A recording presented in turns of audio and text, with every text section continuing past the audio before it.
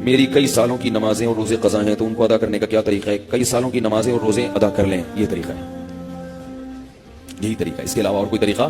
جتنے سالوں کی نمازیں ہیں اتنے سالوں کی نمازیں پڑھیں۔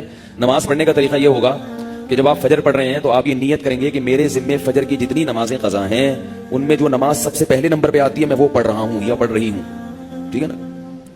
تو وہ آپ یہ نیت کریں۔ ظہر جب پڑھیں تو آپ کے میرے ذمے ظہر کی جتنی نمازیں قضا ہیں ان میں جو سب سے پہلی نماز ہے میں وہ پڑھ رہا ہوں۔ جب بھی نیت ہوگی تو یہی ہوگی۔ جب آپ دوبارہ فجر پڑھیں گے پھر آپ یہی نیت کریں گے میرے ذمے فجر کی جتنی نمازیں ہیں ان میں سب سے پہلی نماز، کیونکہ وہ جو آپ نے پڑھ لی ہے نا وہ تو ذمے میں رہی نہیں ہے، نہیں یاری نا، وہ تو ذمے میں رہی نہیں ہے، تو وہ خود بخود دوسری نماز پہلے نمبر پہ آ جائے گی ان نمازوں میں جو آپ کے ذمے میں ہے، سمجھ رہے ہو؟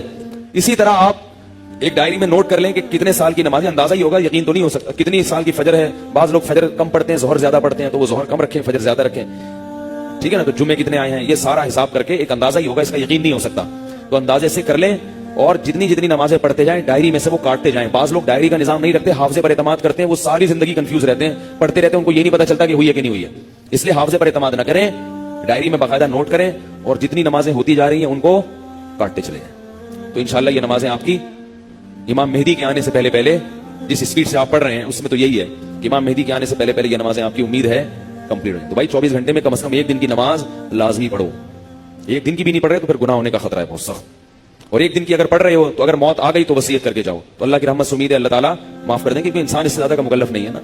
اب ایک دن میں 5 نمازیں فرض بھی پڑھنی ہے، پھر قضا بھی پڑھنی ہے، تو اور بھی تو کام کرنے ہیں نا۔ بعض لوگ تو ایسے ہوتے ہیں، اولو العزم ہوتے ہیں کہ وہ ایک دن میں 5 دن کی نمازیں قضا پڑھ لیتے ہیں۔ ہمارے حضرت کے ایک مرید تھے، وہ تقریباً 50 سال کی عمر میں دین پر آئے، گورنمنٹ میں کسی ادارے میں آفیسر تھے۔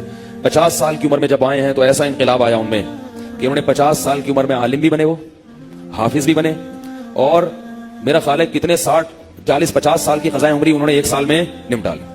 ہم جب بھی جاتے تھے ہر وقت نماز پڑھ رہے ہوتے تھے یا تلاوت کر رہے ہوتے تھے اور مدرسے میں پڑھ بھی رہے ہوتے تھے، ایسا ٹائم کو مینج کیا انہوں نے۔ تو ایسے لوگ بھی ہیں، لیکن بہرحال شارٹ ہیں ایسے لوگ، تو آپ ایسے نہ بنے، اتنا ہی کر لیں کہ 24 گھنٹے میں کم از کم ایک دن کی۔ پھر قضاء عمری پڑھنے کا کوئی ٹائم ہوتا ہے یا نہیں ہے؟ فجر کے وقت میں ظہر کی پڑھ سکتے ہو، ظہر کے وقت میں فجر کی پڑھ سکتے ہو، مکروہ وقت نہ ہو، مکروہ وقت جو سورج نکلتے ہوئے، زوال کے وقت اور سورج غروب ہوتے ہوئے۔ فجر کے بعد بھی پڑھ سکتے ہیں، عصر کے بعد بھی پڑھ سکتے ہیں قضا، فجر اور عصر کے بعد نوافل تو نہیں پڑھ سکتے مگر قضاء عمری پڑھ سکتے ہو۔ وتر بھی پڑھنے پڑیں گے، احناف کے ہاں وتر کی نماز کیا ہے؟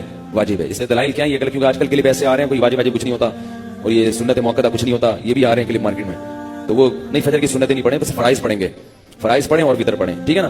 اور فرائض میں یہ آسانی ہے کہ تیسری اور چوتھی رکعت میں اگر کچھ نہ بھی پڑھیں تو بھی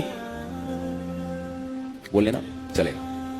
فرض کی تیسری رکعت میں 3 دفعہ سبحان ربی الاعلیٰ کہنے کی بقدر کھڑے رہیں تو بھی نماز ہو جائے گی، ٹھیک ہے نا؟ تو فجر یعنی فرض کی تیسری اور چوتھی، وتر میں تیسری رکعت میں پڑھنا پڑے گا، فرض کی تیسری چوتھی رکعت میں چاہے آپ مختصر قرات کر لیں، تیسرا کلمہ پڑھ لیں تو یہ بھی ٹھیک ہے، بہتر ہے سورہ فاتحہ پڑھیں تو زیادہ بہتر ہے، تو یہ بھی، اور اس سے نماز آپ کی مختصر ہو جائے گی۔ سبحانک اللہم و بحمدک، نشہد ان لا الہ الا انت، نستغفرک۔